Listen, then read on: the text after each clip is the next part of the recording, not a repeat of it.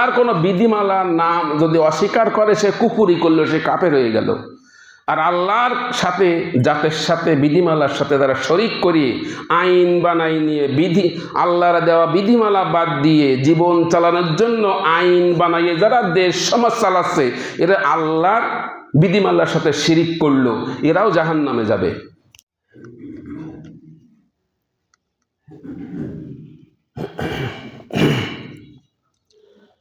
আসসালামু আলাইকুম ওয়া রাহমাতুল্লাহি ওয়া বারাকাতুহু। সালাম যে দিবে সে 90টা নেকি পাবে, আর যে উত্তর দেবে সে কয়টা নেকি পাবে? 10টা নেকি পাবে। আর মুসলমানের শিক্ষা হলো রাসূল সাল্লাল্লাহু আলাইহি ওয়াসাল্লাম বলেছে, আসসালামু ক্বাবলাল কালাম। আপনার সাথে আমার সাথে মুসলমানের সাথে যখন সাক্ষাৎ হবে, প্রথম যে কথা হবে সেটা হবে কি? সালাম। এগুলো তো আমাদের নেই, আছে? আমাদের আছে ফোন ধরে বলি হ্যালো, কি বলি? হ্যালো।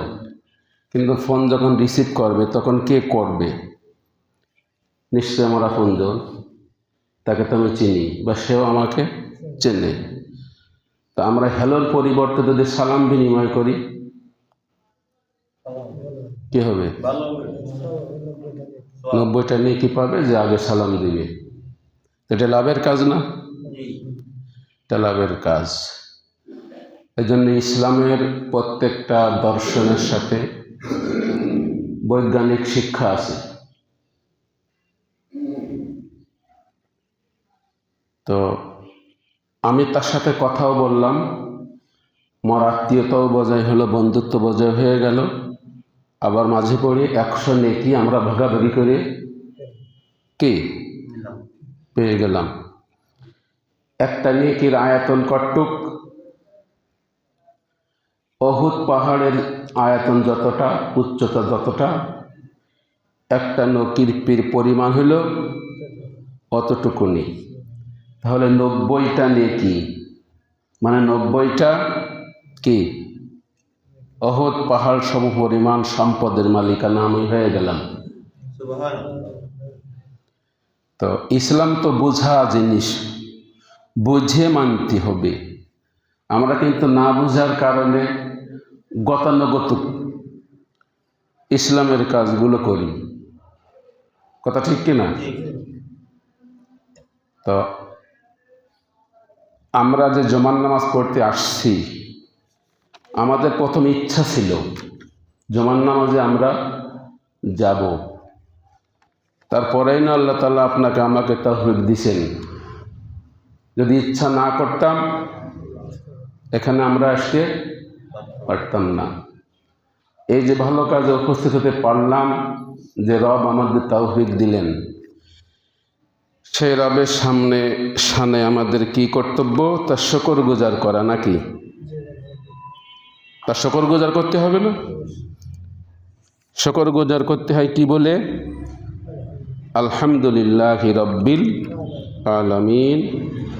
এখানেও আমাদের লাভ আছে। আমরা কোনো একটা ভালো কাজ করার পরে বা খাওয়ার পরে গাড়ি থেকে নেমে গেলাম, পৌঁছাই গেলাম, আলহামদুলিল্লাহ বলি যে আল্লাহ আমাকে এখানে পৌঁছে দিয়েছেন, শুকরিয়া করি। পুরোপুরি শুকরিয়া হলো আলহামদুলিল্লাহি রাব্বিল আলামিন।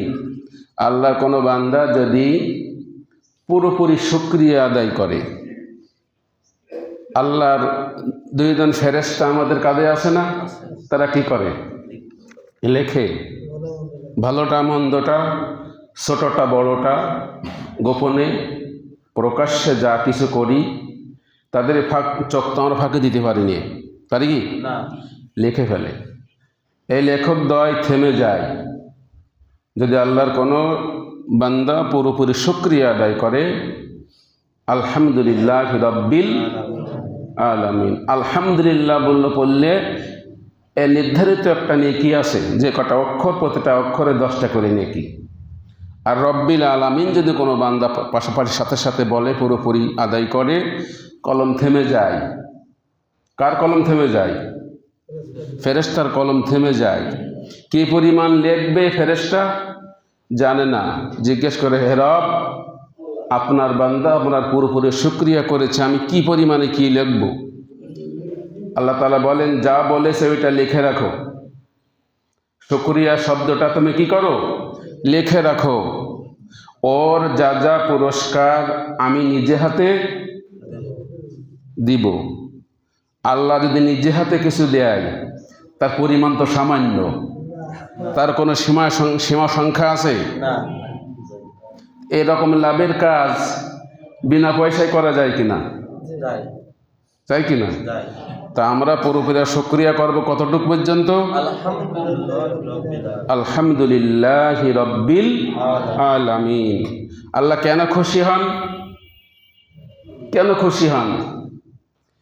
একজন নেতা যদি আসে, আমাদের প্রধানমন্ত্রী, দলীয় প্রধান, আসলে আমরা তার সম্পর্কে বহু কথা বলি না, সামনে বসাইয়ে যত রকম পাম্প পড়তে, তেল মারা, মোবিল মারা, আমরা মারতে থাকি। তেল মোবিল না মারলে নেতা খুশি হয় না? খুশি হয় না। আল্লাহ রুবুবিয়াতকে স্বীকার করলাম। রব কে? রব আল্লাহ। রব মানে কি? রব শব্দের অর্থ হলো চাওয়ার আগে যে আপনার আমার পাওনা পরিশোধ করে দেয়। আমার আপনার প্রয়োজন অনুভূতি হওয়ার আগে আমার আপনার পাওনা যে পূরণ করে দিতে পারে, সে হলো রব। এই রুবুবিয়াত স্বীকার করে নিয়েছে আল্লাহ, তোমার বান্দা, আমি কি লিখব? আল্লাহ খুশি হয়ে যায়, আমার বান্দা আমার রুবুবিয়াত স্বীকার করেছে। রব্বিল আলামিন, তুমি জগৎ সমূহের পালনেওয়ালা রব। এই জগতে যা কিছু আছে, এই থাকার ভিতরে আল্লাহ ছাড়া আর কারোর কোনো কারিগরি সহায়তা কি আছে? না। আল্লাহ ছাড়া কারোর ক্ষমতা, কারোর চিন্তা ভাবনা, সব কাজ তার। এবং তিনি সর্বক্ষণ সর্বদা প্রতি মুহূর্ত নতুন নতুন পরিকল্পনায় ব্যস্ত থাকে। আমরা তো সংসার করে নিছি, প্রধানমন্ত্রী হলে দেশের চিন্তা করে নাকি? আল্লাহ তাআলা প্রতিক্ষণ প্রতিটা মুহূর্ত কি করে? নতুন নতুন চিন্তা ভাবনায় ব্যস্ত থাকে, নতুন নতুন পরিকল্পনা বাস্তবায়ন করে প্রতিটা ক্ষণে ক্ষণে, প্রতিটা মুহূর্তে মুহূর্তে। তাহলে কেমন রব? সেই প্রতিক্ষণে প্রতি মুহূর্তে নতুন পরিকল্পনা বাস্তবায়ন করার জন্য কারোর প্রতি সহযোগিতা লাগে? লাগে? কিন্তু আমাদের লাগে। এই রুবুবিয়াতকে স্বীকার করে নেওয়া, এই জন্য আল্লাহ খুশি হয় যে আমার বান্দা আমার রুবুবিয়াত স্বীকার করে গেছে। এই জন্য লিখে রাখে ফেরেশতারা। কি লিখে রাখে? ওই শব্দটা। তাহলে আমরা এখন থেকে শুকরিয়া করব কোন পর্যন্ত? এতদিন কোন পর্যন্ত করতাম? আর এখন কতটুক করব? আল্লাহ আমাদের সবাইকে তৌফিক দিক, আমিন। নবী মুহাম্মদ রাসূলুল্লাহ সাল্লাল্লাহু আলাইহি সাল্লাম, তারপরে দুরুদ ও সালাম বর্ষিত হোক। আমরা সকলে দুরুদ পড়ি সাল্লাল্লাহু আলাইহি সাল্লাম। আজকে জুমাবার, এর ভিতরে 60 বছর বয়স আছে এরম আমরা কেউ আছি? আছি? আচ্ছা, 60 বছর যদি কোনো ছেলে মেয়ে এক ক্লাসে পড়ে, তারা কি ছাত্র কয়? তারা কয় আদু ভাই। কি ভাই? আদু ভাই কয় না? তা আমরা 60 বছর জুমার নামাজ পড়তেছি কিনা? পড়ি কিনা? এটা ক্লাস না? ক্লাস কিনা?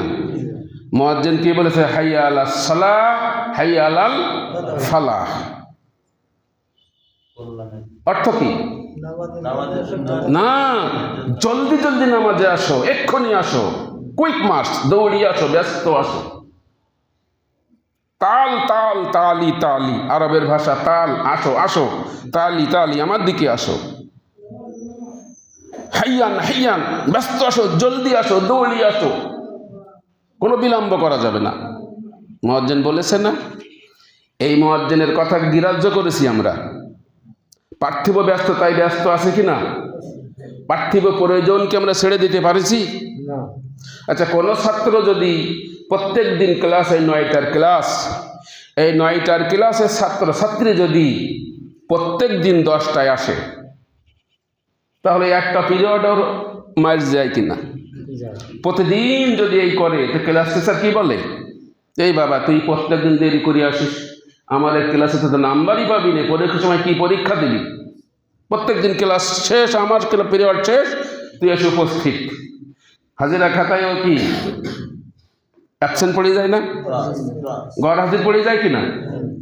তা আমরা প্রত্যেক দিন জুমার নামাজ, আল্লাহ জুমার নামাজের মানে জানার জন্য, বোঝার জন্য, গুরুত্ব বোঝার জন্য একটা সূরা নাযিল করেছে।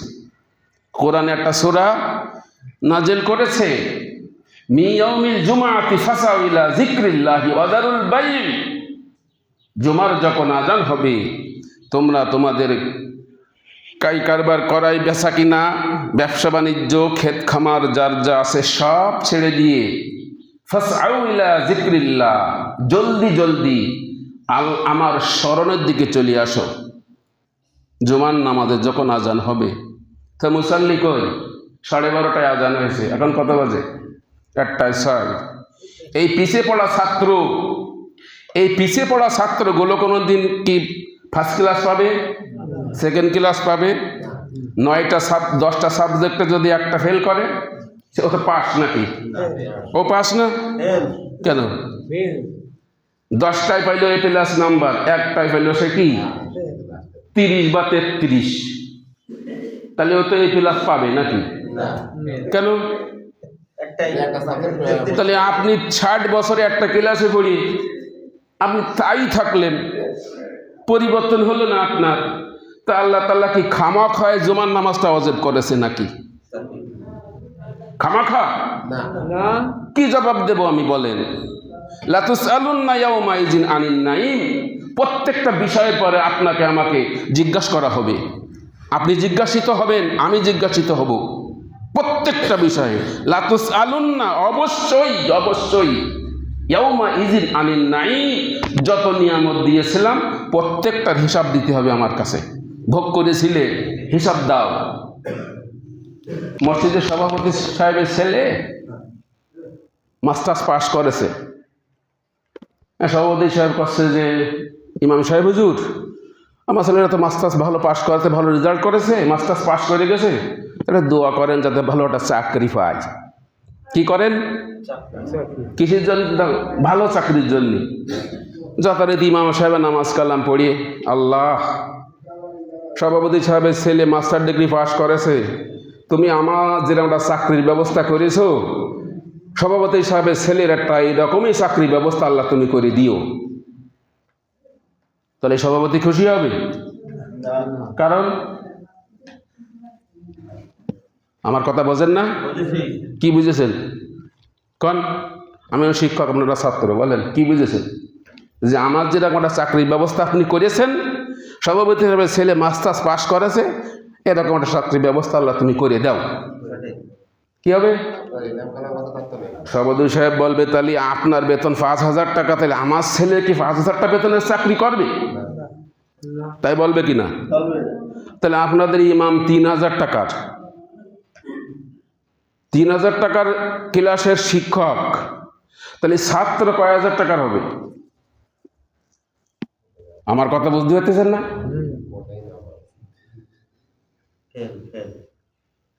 ইমামের বেতন, মাস্টারের বেতন যদি 3,000 টাকা, 5,000 টাকা হয়, তাহলে সেই ক্লাসের ছাত্ররা কেমন হবে? মাস্টারও কি গেড়া, ছাত্ররা ফাড়িও। তাহলে এই ফাড়িও আর গেড়া দিয়ে জান্নাতের ওই সুমহান সুন্দর জায়গায় সহজে ঢুকা যাবে নাকি? এই জন্যই আমরা ওই আদু ভাইয়ের মতন 60 বছর জুমার নামাজ পড়িয়ে একই ক্লাসে অ আ ক খ, এর বেশি শিকার আমাদের কোনো সুযোগ হচ্ছে না। আমার কথায় কষ্ট পাচ্ছেন? আমরা যেরকম মাস্টার, আপনারা সেই রকম ছাত্র। পরিবর্তন হবে এই জাতির? শিক্ষক যদি না থাকে, সবাই যদি প্রাইমারি শিক্ষক হয়, 3 ইউনিভার্সিটি পড়াবে কারা বলেন? তাহলে আমরা তো সবাই প্রাইমারি শিক্ষক, শহর থেকে শুরু করে গ্রামগঞ্জে যেখানে যারা আসি সব প্রাইমারি শিক্ষক। আমাদের ইমানদার মুসল্লিরা সব হলো কি প্রাইমারি ছাত্র। এরা কোনোদিন ম্যাট্রিক পাসও করবে নাকি? আজীবন প্রাইমারিতে পড়ে কি ম্যাট্রিক পাস করা যায়? তাহলে আমরা তো আজীবন প্রাইমারিতে পড়তেছি এই মুসলমানেরা, আর কতদিন পড়বো বলেন? যদি কেউ ম্যাট্রিক পাস করেনি ইমাম একটা পাওয়া যায়, তো কত ইমামরে কিভাবে খেদানো যায় এ বাড়তি বাড়তি কথা কয়। এগুলো আবার বোঝে ভালো, এগুলো কি করে ভালোই বোঝে যে ইমাম সাহেব তো চড়া চড়া কথা বলে, এই ইমামের পিছনে নামাজ পড়া যাবে না। এবারে যে নিজে না পারে রাজনৈতিকভাবে চক্র পাকায় না, তারপর যে না পারে প্রশাসন দিয়ে পাকাইয়ে তারে সরাইয়ে একেবারে গেনতে, আরে ও তো 5,000 টাকা আছে, 3,000 টাকা পাওয়া যাবে না, অমুকের একটা সল আছে 3,000 দিলেও পড়াবেন নামাজ। ওনারা তো কথা শুনতে যাব কেন?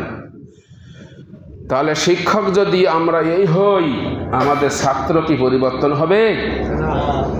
এই জন্যে আমাদের একটু পরিবর্তন হতে হলে অন্তত কিছু জানা মানুষের সামনে আমাদের বসতে হবে, বসে সেটা শুনতে হবে, সেটা অর্জন করে আমল করে জান্নাতে যাওয়ার উপযোগী হতে হবে।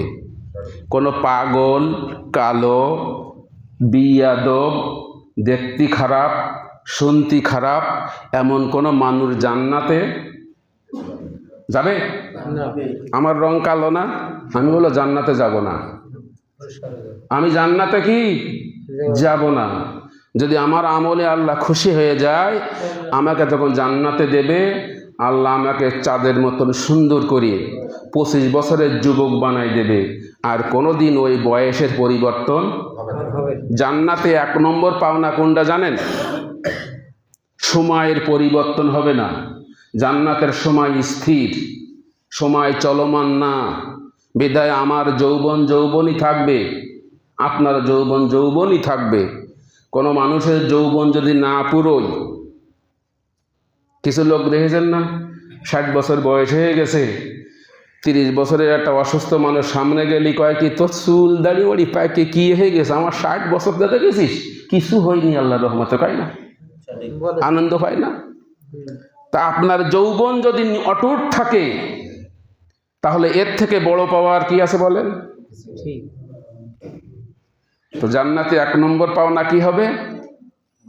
আমাদের যৌবন অটুট থাকবে। বিশাল পাওনা না এটা? যারা বুড়ো হয়ে গেছে তারা বোঝে যৌবনের গুরুত্ব কতটা বেশি ছিল, তাই না বলেন? যাই হোক, আমরা তখন যে কথা বললাম এ তো আমাদের ভূমিকা। তাহলে জুমার নামাজে আগামী সপ্তাহ থেকে আমরা কি করব? আজানের সঙ্গে সঙ্গে চলে আসব, ইনশাল্লাহ পারবো তো আমরা? একটু কাজ কমাই দেব। কাজ কমাই না দিলে বেশি করলে কি হবে জানেন? লা তুলহিকুম আমওয়ালুকুম ওয়ালা আওলাদুকুম আন যিকরিল্লাহ। হে ইমানদারেরা, তোমরা এমন জন্য ক্ষতির দিকে যায় না যে ক্ষতিটা তোমাদের সন্তান সন্ততির ওসিলায় হবে, মায়ায় হবে, সম্পদের ওসিলায়, সম্পদের মায়ায়, যেন তোমরা আমার স্মরণ থেকে, আমার জিকির থেকে যেন একটুও সরে যায় না। মাইয়াফাল জালিক, এমনটি যদি তুমি করো, ফাউলাইকা হুমুল খাসিরুন, তুমি বড় ক্ষতিগ্রস্ত হয়ে যাবে। কিসের মায়ায়? এক কথায় বলেন, দুনিয়ার সম্পদ, সন্তানের মায়ায় যদি আল্লাহর জিকির থেকে আমরা গাফেল হয়ে যাই, পিছনে সরে যাই, আল্লাহর স্মরণ থেকে ইচ্ছা মতন চলাফেরা করি, তাহলে আমার কি হবে? ক্ষতিগ্রস্ত হয়ে যাব। এই ক্ষতির ভিতরে আমাদের কেউ যাব না, ইনশাল্লাহ যাব। তাহলে দুনিয়ায় সম্পদের মায়া আমাদের কি করতে হবে? আগে কমাতে হবে, আগে কমাতে হবে। আমাদের বাংলাদেশে জামাত ইসলামের একজন নেতাকে ফাঁসি দেওয়া হয়েছে, তার নাম মীর কাসেম আলী, শুনেছেন তো আপনারা? তার কোম্পানিতে এখন হাজার হাজার লক্ষ লক্ষ মানুষ কিন্তু কি করে, কাজকাম করে জীবিকা নির্বাহ করে। তাহলে তার তো সম্পদের মায়া ছিল কি না? ছিল তো। এই সম্পদের মোহে, সন্তানের মোহে সে কি আল্লাহর দিন থেকে পিছে সরে গেছে? জীবন দিয়ে গেছে কি না? তো এটাও কিছু কিছু উদাহরণ তো আমাদের সামনে থাকে। তারপরও আমার 3 বিঘে জমি, 2 বিঘে জমি, 1 বিঘে জমি, 5 বিঘে জমি, ছোট্ট একটা ব্যবসা, এর মায়ায় দুনিয়া আখেরাতের সমস্ত বিষয়াদি ভুলে গেছি। তাহলে তারা আর আমরা পার্থক্য আছে কিনা? এই জন্য আল্লাহ আজকের কথা হবে ইমানের পরে। কিসের পরে? ইমান। কেন হবে? ইমান হলো ফাউন্ডেশন। যদি ইমান আপনার পরিপূর্ণ না থাকে, ইমান যদি আপনার নিটুট না থাকে, অটুট না থাকে, তাহলে আপনার আমার কোনো নেক আমল কি হবে? কার্যকারী হবে না, কার্যকারী হবে না। এই জন্য আপনাকে আমাকে আগে ইমানের পরে কি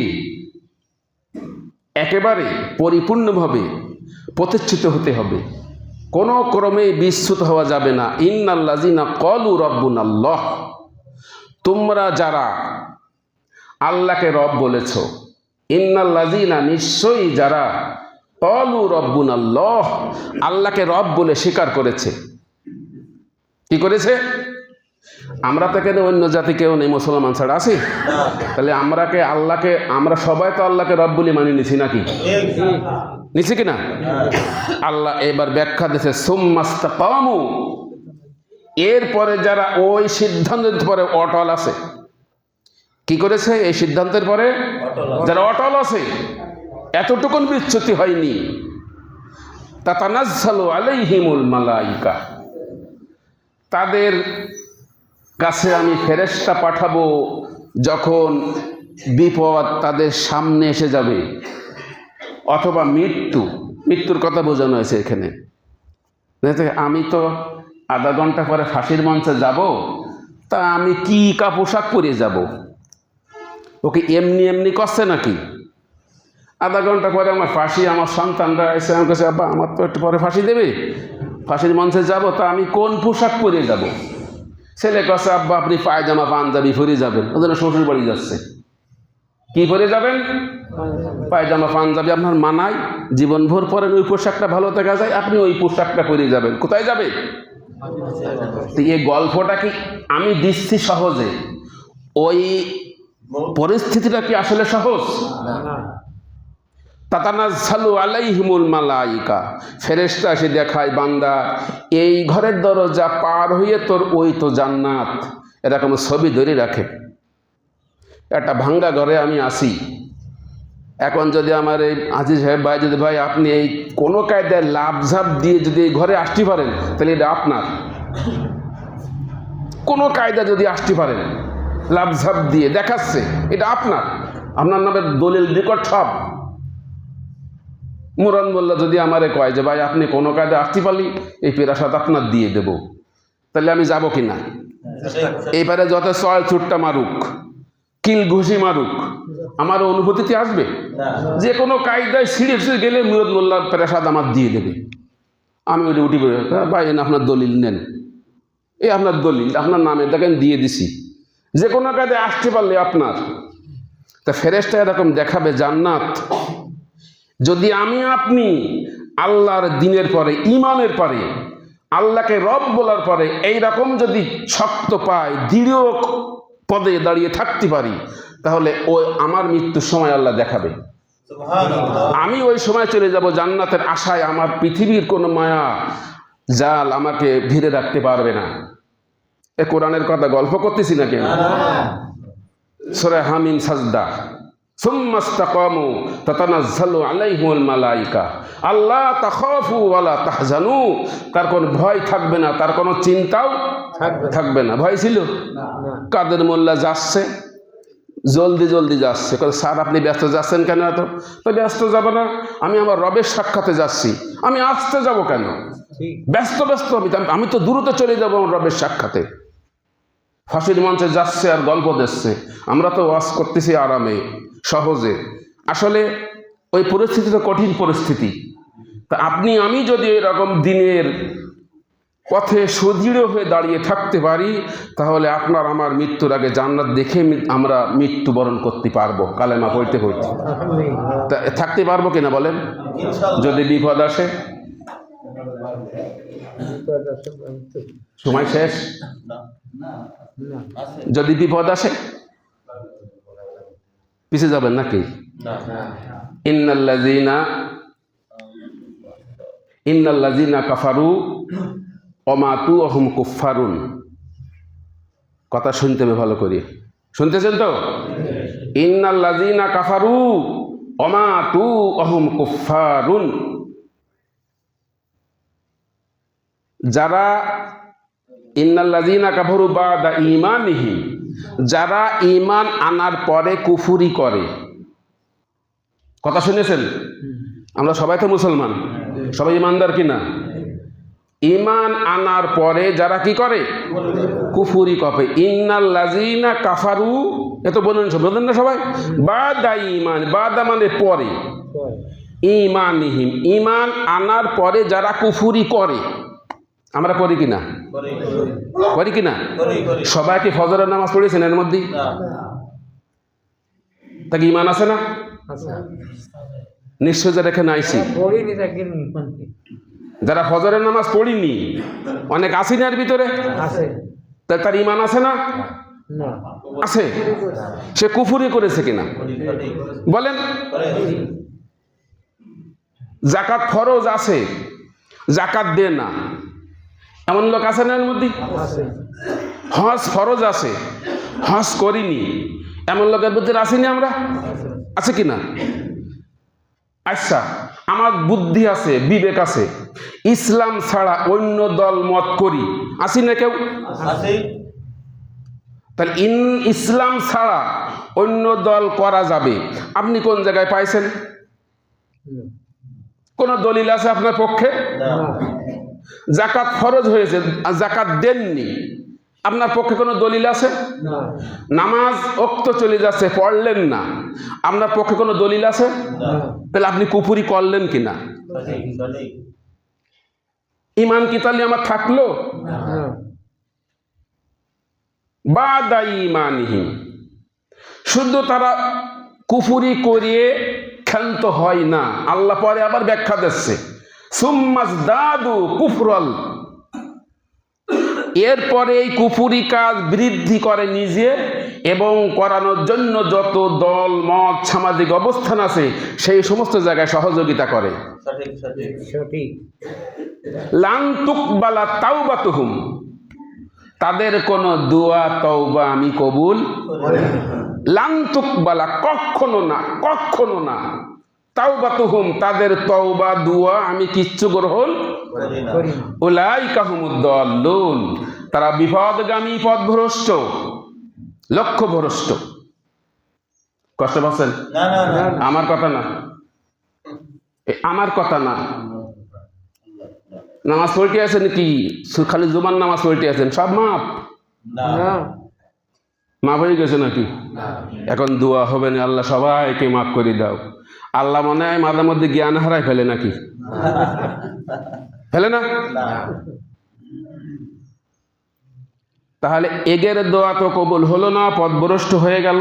আল্লাহ পরে আবার ব্যাখ্যা দিচ্ছে, ইন্নাল্লাযীনা কাফারু ওয়া মাতু ওয়া হুম কুফফারুন, এমত অবস্থার পরে তারা মৃত্যু মুখে পতিত হয়ে গেল। কোথায় গেল?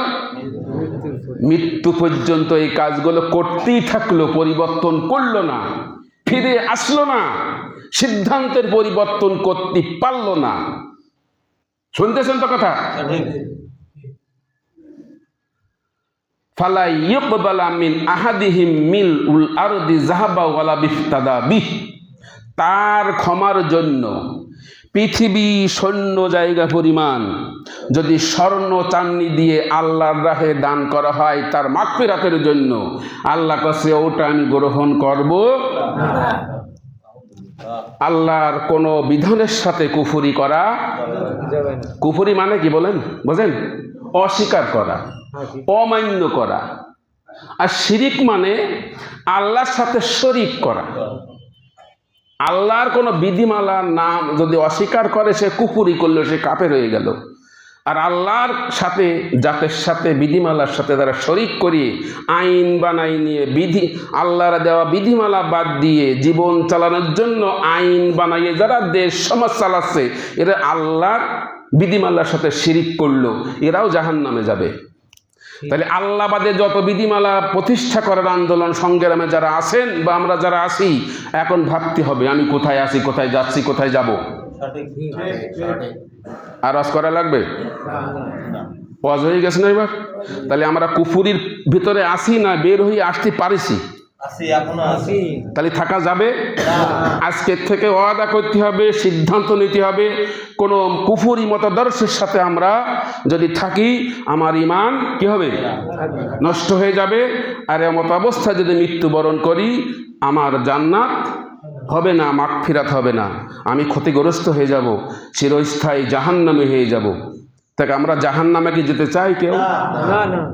তাহলে আল্লাহ তাআলা আজকে আমাদের সংক্ষিপ্ত আলোচনা যা করলাম আমল করার তৌফিক দান করুন। আমিন।